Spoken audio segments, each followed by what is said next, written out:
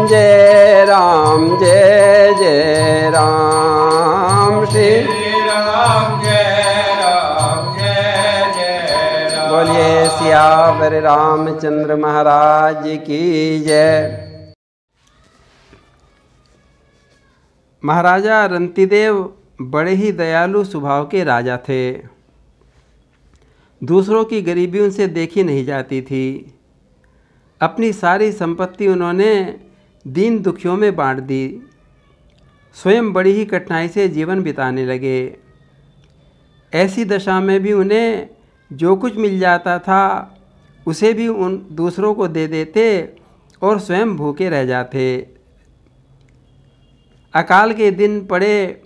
एक दिन रंतिदेव और उनके पूरे परिवार को 48 दिनों तक भोजन तो क्या, पानी भी नसीब नहीं हुआ। भूख प्यास से राजा और उनका परिवार मरणासन्न हो गया। 49वें दिन कहीं से उनको कुछ खाने के लिए खीर, हलवा और जल मिला। उनका परिवार बड़े संकट में था। भूख और प्यास के मारे वे लोग कांप रहे थे। कंठ सूख गया था। जो ही उन्होंने भोजन करना चाहा तभी एक ब्राह्मण अतिथि के रूप में आ गया। रंतिदेव ने बड़ी श्रद्धा से उसी अन्न में से ब्राह्मण को भोजन कराया। ब्राह्मण भोजन करके चला गया। अब बचे हुए अन्न को राजा ने अपने परिवार में बांट लिया। वे सब भोजन करने जा ही रहे थे कि एक शूद्र अतिथि आ गया। रंतिदेव ने भगवान का स्मरण करते हुए उस बचे हुए अन्न में से कुछ भाग उस शूद्र अतिथि को खिला दिया। जब वह शूद्र खा पी कर चला गया तब कुछ कुत्तों को लेकर एक और चांडाल अतिथि आ गया। कहने लगा कि राजन, मैं और मेरे ये कुत्ते बहुत दिन से भूखे हैं, हमें कुछ खाने को दीजिए।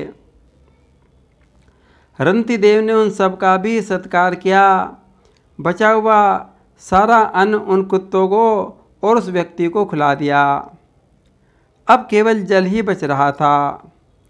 वह भी केवल एक मनुष्य के पीने भर का था। वे उसे आपस में बांटकर पीना ही चाहते थे कि एक और चांडाल आ गया। वह दीन स्वर से कहने लगा, महाराज, मैं अत्यंत नीच हूँ, मुझे जल पिला दीजिए। चांडाल अत्यंत थका और प्यासा था। उसकी दशा देखकर राजा रंतिदेव अत्यंत संतृप्त हो गए और अमृत में वचन कहने लगे, हे भगवान, मैं अणिमादि सिद्धियाँ और मुक्ति नहीं चाहता। मैं तो यही चाहता हूँ कि सभी प्राणी सुखी हो जाएं और उनका सारा दुख मैं सहन कर सकूँ, मैं सुखी हो जाऊँ।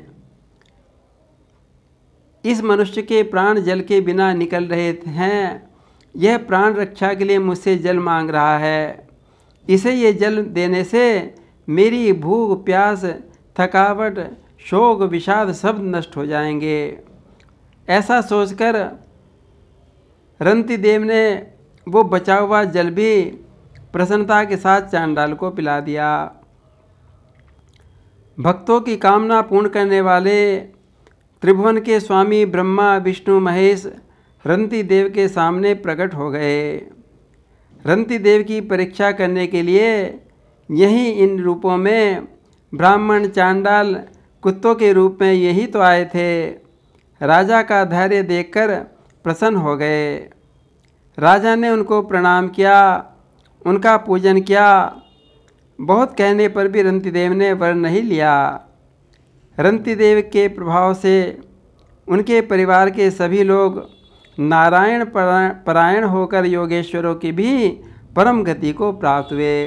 बोलिए भक्त और भगवान की जय।